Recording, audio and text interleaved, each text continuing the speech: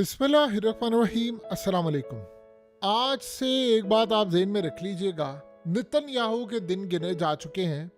इसका अंदाज़ा आप यहाँ से लगा सकते हैं कि अमेरिका की इस्टेब्लिशमेंट ने जब नेतन्याहू के सर से हाथ उठा लिया है तो बस आप समझ लें कि गेम इज़ ओवर।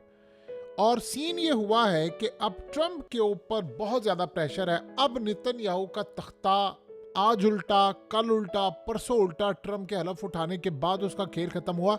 वो अब ज़्यादा देर इक़्तिदार में नहीं रहेगा और ये बात आप ज़हन में रख लीजिएगा। बहुत हायर चांसेस हैं कि इसी साल नेतन्याहू का सफाया मुकम्मल तौर पर हो जाए, या वो जेल चला जाए, इक़्तिदार से अलग हो जाए, सियासत से रिटायर हो जाए।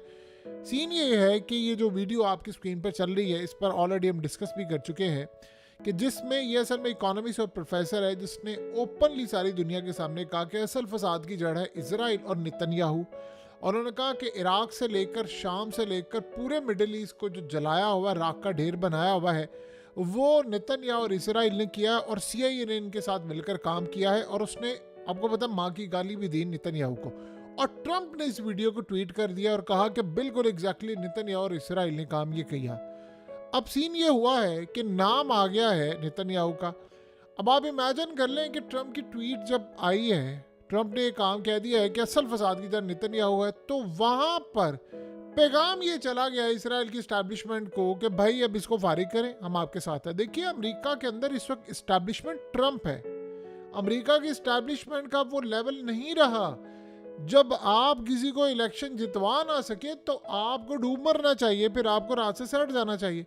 सीन ये हुआ है कि अब एक जबरदस्ती, आप सोचिए, आर्मी चीफ को वार्निंग दी है नेतन्याहू ने और उसकी टीम ने कि हमारे साथ 7 अक्टूबर की जो तहकीकात है उसमें ताउन करो। अब आप बताइए कि मीडिया के अंदर ऐसी बातें जब आना शुरू हो जाएं कि तुम्हें हुक्म दिया जाता है कि तुम हमारे ताबे फरमान हो, तुम्हारी इस सारी सूरत हाल के अंदर हम तुम्हें बता दें कि तुम हमारे अंडर हो। आर्मी चीफ नहीं अंडर रखता प्राइम मिनिस्टर को, तुम हमारे मुलाजिम हो। जब मामला यहाँ तक पहुँच जाए तो आप ये बात समझ लें, फिर नेतन्याहू का इस वक्त सफाया हुआ चाहता है। देखिए, सीन क्या है कि नेतन्याहू का अब टाइम ज़्यादा देर नहीं रहा। अमरीकी इस्टेब्लिशमेंट जो है वो इस वक्त बड़ी कमज़ोर हो चुकी है। दुनिया भर में ये हो रहा है, इस्टेब्लिशमेंट जो है वो कमज़ोर हो रही है। इस्टेब्लिशमेंट कमज़ोर तब होना शुरू होती है जब वो बेनकाब होना शुरू होती है। ट्रंप ने जो जो इस्टेब्लिशमेंट के खिलाफ कहा, इमेजिन कीजिए, आखिरी दिन उसने कहा था कि कौम वर्ड इस्तेमाल किया कि इस्टेब्लिशमेंट को रोंदने के लिए बाहर निकले, वोट डाले। यानी आम रूटीन के अंदर इस्टेब्लिशमेंट का जो वर्ड है वो अमेरिका में इस्तेमाल नहीं होता, लेकिन ट्रंप ने जब ये बात की तो लोगों ने वोट दिया और लोगों ने असल में शिकस्त दी इस्टेब्लिशमेंट को, क्योंकि मीडिया सारा ट्रंप के खिलाफ था और आपको पता, सर्वे भी सारे जाली करवा लिए। अब उसने असल में कह दिया है कि अमेरिकी इस्टेब्लिशमेंट, नेतन्याहू तुम्हें बचा नहीं सकती, तुम मुझसे ईरान के साथ जंग करवाना चाहते हो, वो मैंने करनी नहीं है। और अब वो कह रहे हैं, अब सीन क्या हुआ है ये बात ज़रा समझिए। हमास ने हामी भरी है, कतर से और इजिप्ट से और दीगर जगहों से रिपोर्ट्स पहुंची हैं। देखिए, ट्रंप को सबसे बड़ा काम ये करना है, गजा जंग बंद करवाना, सबकी नज़रें उस पर है। रिपोर्ट्स ये पहुंची हैं अमेरिका की अंदर जो इस्टेब्लिशमेंट है उनकी जानिब से कि वो नेतन्याहू को बैक करें। इजराइल की इस्टेब्लिशमेंट से रिपोर्ट पहुंची है वो इस जंग को तवील नहीं करना चाहते, नेतन्याहू और बाकी ताकतें चाह रही हैं। तो ट्रंप को रिपोर्ट पहुंची है कि हमास तैयार है पूरी तरह जंगबंदी करने के लिए। और इसके अलावा इजराइल की इस्टेब्लिशमेंट और फौज के अंदर से भी ये काम आ रहा है कि वो भी तैयार है। उसकी रीज़न ये है कि इजराइल की फौज वहाँ पर ज़्यादा देर लड़ नहीं सकती। आपको पता है कि ऑलरेडी जो रिपोर्ट आई है कि उनकी मेंटल हेल्थ इतनी ख़राब है, वो कह रहे हैं कि हम ये जंग नहीं कर सकते, अब ज़्यादा देर हम ये जंग नहीं कर सकते, हमारी फ़ौज लड़ने के काबिल है। और नेतन्याहू ये चाह रहा है अमरीकी असला देते रहे। अब सीन ये है कि आज ट्रंप के ऐलान के बाद अब वहाँ पर जो इजराइल की इस्टेब्लिशमेंट है उसको एक पैगाम चला गया है कि ट्रंप हलफ उठाएगा और नेतन्याहू घर जाएगा। बस अब ये सीन, अब इसी के ऊपर आपको सारा मामला नज़र आएगा, क्योंकि असल कहानी ये है कि नेतन्याहू ने इस जंग को बंद नहीं करना और उसके पीछे जो ताकतें उन्होंने बंद नहीं करना, वो ये चाह रही हैं कि ट्रंप अब ईरान के खिलाफ जंग करे और यूरोप जो है वो यूक्रेन के मामले पर उठकर रूस के खिलाफ जंग करे और हमारे साथ अमेरिका मिलकर ही जंग करे। जबकि ट्रंप ने अपनी पूरी ज़िंदगी के अंदर इस बात पर यकीन किया कि मैंने जंग नहीं करनी।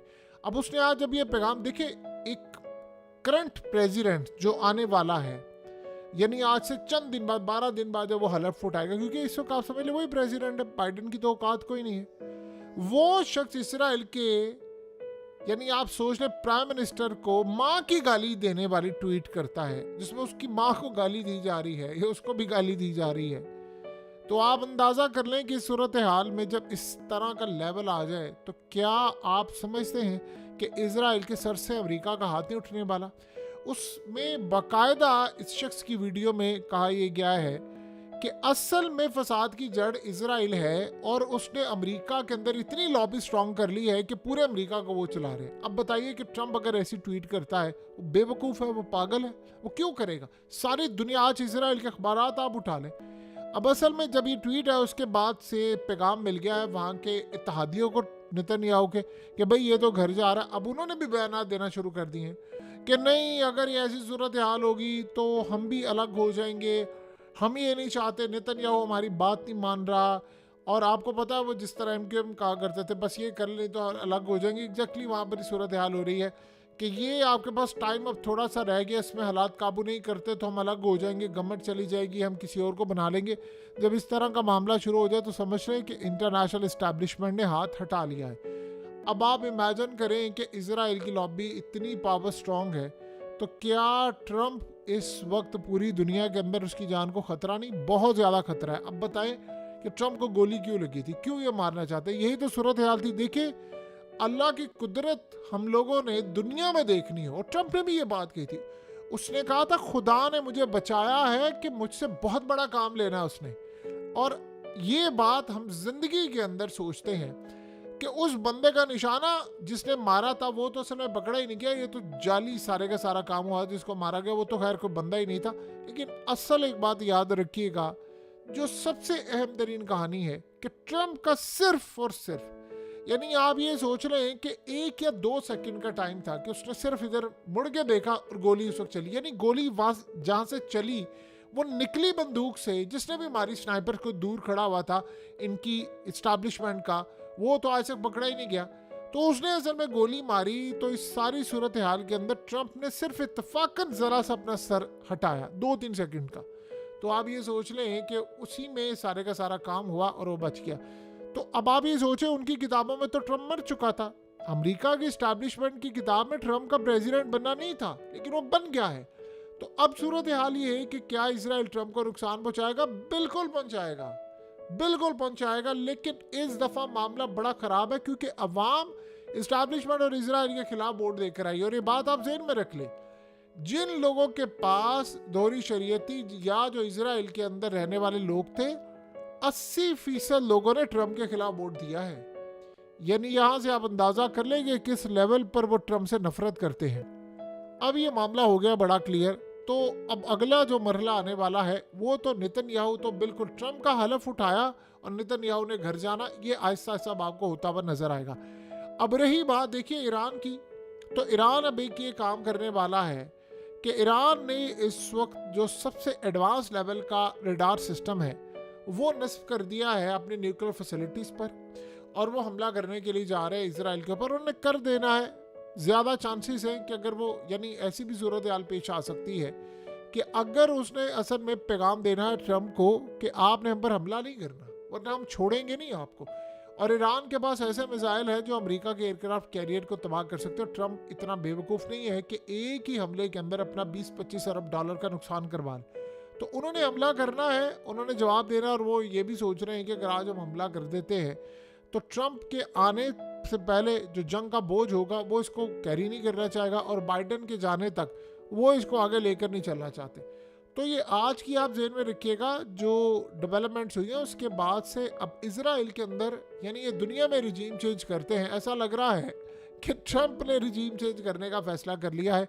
और ये बात आप ज़हन में रखिएगा कि असल में नेतन्याहू का साथ बहुत सारे जो लोगों ने दिया हुआ है, वो बड़ी ताकतें इंटरनेशनल वो सारा काम कर रही थी। तो अब ये इनके दिन गिने जा चुके हैं, ये ज़्यादा देर तक सर्वाइव नहीं कर सकता। देखिए, अगर ट्रंप को ये जंगें बंद करनी है, उसका कोई प्लान नहीं है, दूर दूर तक उसका कोई प्लान नहीं है कि उसे कोई जंग छेड़नी है। हाँ, वो सिर्फ एक चीज़ चाहता है, और वो ये चीज़ चाहता है कि ईरान असल में न्यूक्लियर पावर ना बने। उसके लिए इजराइल ये चाह रहा है कि फौरी तौर पर एक हमला कर दे उसकी न्यूक्लियर फैसिलिटीज़ पर। ट्रंप ये चाह रहा है कि ईरान अगर न्यूक्लियर का ये मामला सारा पीछे कर देता है तो हम बदले में उस पर पाबंदियां हटा लेंगे, और आपने अगर पाबंदियां हटा ली तो मामला काफ़ी हद तक बेहतर हो जाएंगे। तो फिर आप ये समझ लें कि ईरान की करेंसी भी आसमान पर चली जाएगी, अपॉर्चुनिटीज़ और ये वो सारा कुछ। तो ये उनके दिमाग में चीज़ है इस सारी सूरत हाल में। बहरहाल नेतन्याहू का जो खेल है वो अब ज़्यादा देर तक रहा नहीं है और उसका घर जाना तय है।